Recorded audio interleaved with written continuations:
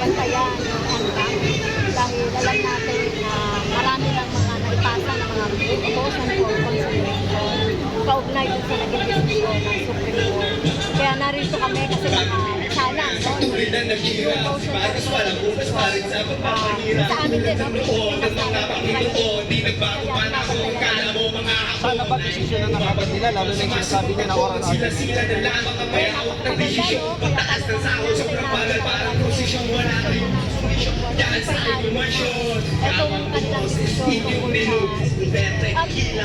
ang inaasahan natin, balik na rin na Supreme Court yung kanilang desisyon. Gano'ng kahalaga yung pagpalit sa nila doon sa... Napakahalaga dahil ang taong bayan bawat panahon ay justisya, pananagutan, no, at katotohanan. No? Kapag ang kanilang desisyon ay magsisilbing document sa ating mga senador na matagal na rin pagdinig sa impeachment, no? Sila rin ang pangunahing dahilan bakit nagkaganito ang kaya mahalaga na mag-desisyon na para magsimula na yung trial sa dahil sa aking distraction mismo dahil at wala silang pakialam kung sino ang napipinsala. Basta ako'y kumikita, di nila yung alintana. Kaya ang paraan kumikita sa pagkakagapos. Ito na ang panahon para sa atin ang bumawon. Sama-sama na supilit, diktador na walang utak na nagiging dahilan kung ba't bayan natin mahirap.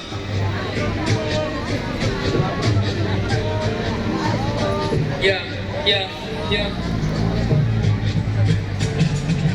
Basta pasahod, di ba nila kaya taasan? Sa sobrang yaman ay kaya na magawa ng paraan para lang makaraos sa pang-arawang mamatay ang gutom at siya namin ay magkalaman. Kaso lang parang walang pakialam, taong bayan lantaran na nga nilang nililila. Naghihirap tayo kapag sila ay nagliliba. Kumakayo tayo, sila naman ay nagbibilang ng salapi. Nakitakanan, pinawasak kabukayan, pinapas. Tatanggal pa sa trabaho, di madaan sa paliwanag. Kahit sabihin yung malabo, kita namang man. Sa pinaglalabang karapatang karangyaan ay matatag. Bitbita panawagan sa kalayaan ay lumalakad nila ang pusong palaban na di nila mababasa. Tayo ang panggulo, sila tunay na polusyon sa ating kinakaharap revolusyon ang solusyon. Ay, salamat po. Convict, Saranaw! Convict, Saranaw! Marcos sigilin! Duterte panagutin! Marcos sigilin! Sara litisin! Convict, Saranaw! Sara litisin! Convict, Saranaw! Maraming salamat, Zero Eviction, Sikat. At ngayon naman, nasusunod na bahagi ng ating programa para ipakita na tuloy-tuloy ang ating paglaban sa mga salinlahi. Narito ngayon ang kabataan. Kaya mula sa Kabataan Party List, tinatawagan natin si Rene Co. Pag-asa ng Bayan!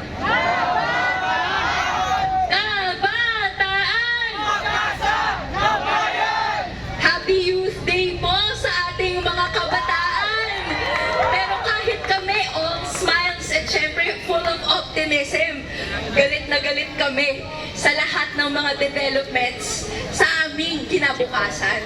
Paano ba naman to kung ang mga institusyon, kung ang mga proseso na nariyan daw para protektahan ang hustisya, ang pananagutan, ay kayang balik-baliktatin para sa mga ikabubuti lang ng iilan.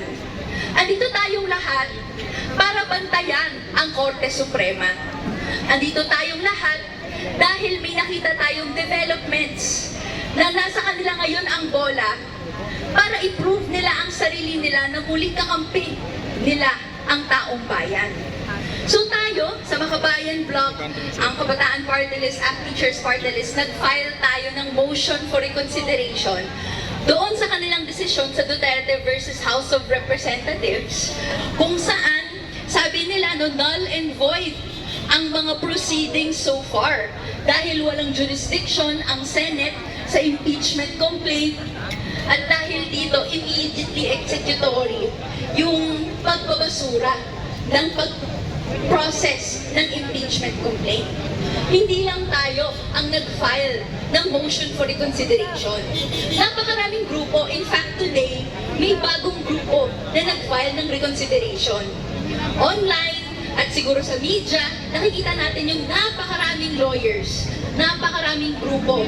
Lahat tayo nagtataka, bakit ito ang naging ruling ng Korte Suprema? Bakit din ganito ang pagtingin ng Senado doon sa kanilang mandato na kaya nila at sila lang sole arbiter ng impeachment trial. At ganito sila willing na ibasura, i-sweep under the rug yung kanilang tungkulin. Ano ba ang ibig sabihin ng rekonsiderasyon? Ibig sabihin nito, maghahain tayo ng petisyon at ang Korte Suprema, kung sang-ayon ang lahat ng mga final natin, dapat nilang i-review yung kanilang arguments. I-review yung arguments ng mga partido, tignan ulit yung mga ebidensya, at maaari, i-reaffirm nila yung decision na nilabas nila, pwede rin nilang balik na rin. So, siguro, pag tignan natin sa kasaysayan, ano ang instances na, gaya nga dito sa aming reverse Uno card, na reverse ng Supreme Court yung kanilang mga desisyon. Kung titignan natin ang kasaysayan, iilan lang talaga ang mga desisyon nag-reverse. Meron pa dito na aspeto na gagawin nila yon because of intense public pressure. Pero more often than not, kung ano mang ang na-decide na ng Supreme Court, ganito din yung isa-file nila or ang susunod na magiging desisyon nila sa mga susunod na araw. Kaya dito, ano ngayon yung ginagawa natin? So kung may ganong kasaysayan pala ang Korte Suprema, anong ginagawa natin dito? Hinahamon natin ang Korte Suprema na tumindig sa taong bayan.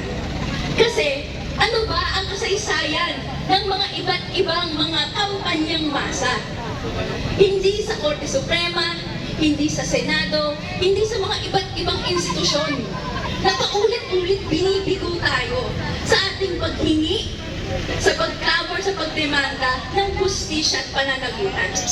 Instead, ang kapangyarihan ng nagkakaisa at nagsasama-samang taong bayan ang naging decisive sa kasaysayan.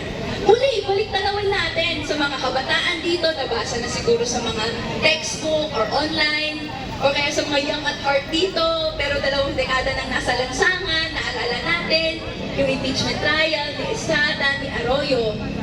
Ano ba ang decisive? Ang decisive, ay ang mas maraming napapakilos. Kung mas marami tayo sa hanay na ito, mararamdaman ng mga institusyon na kahit anong gawing pagtatago nila, kahit anong gawing pagbabaluktot ng batas, hindi sila makakatakas sa lansangan. Kaya ang hamon sa atin at tinatanggap natin ang hamon ni Sister Mary John na ang susunod na lundok ng laban ay pagpaparami natin dito. Sa pagpaparami natin, marireverse at magparamdaman ng Supreme Court ang pressure na i-reverse ang kanilang desisyon. Mararamdaman ng Senado na hindi nila pwedeng itago ang mga sala ni Sara Duterte. At mararamdaman ni Sara Duterte na ang kanyang prospects for 2028 o kung anumang suporta na yan ay kailangan munang dumaan sa paghahatol ng taong bayan sa kanyang korupsyon, sa pagtago ng 612.5 confidential funds at iba't ibang pamamaraan na binubusabos at pinapaliit ang mga panawagan ng Estado, ng mga iba't ibang sektor. Kaya po, ngayong International Youth Day, ngayong National Youth Day, ang kabataan dito ay hinahamon na dalhin ang kanilang mga classroom, dalhin ang kanilang mga organisasyon, ang kanilang mga pamilya, lahat ng kilala natin, para dito magkaisa sa susunod na lundok ng laban.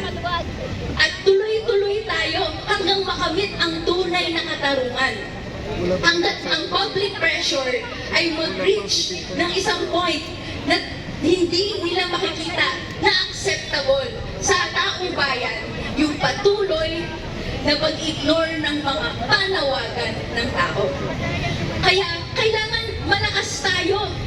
Kailangan ang pagsigaw natin ng conviction, pagpapatuloy ng trial ay umabot doon sa mga chambers ng Supreme Court. So gusto natin mas malakas handa po ba tayo sa ating panawagan na ituloy ang impeachment at ilitisin si Sara? Sige, gusto natin abot sa Supreme Court Impeachment ituloy! Isipan!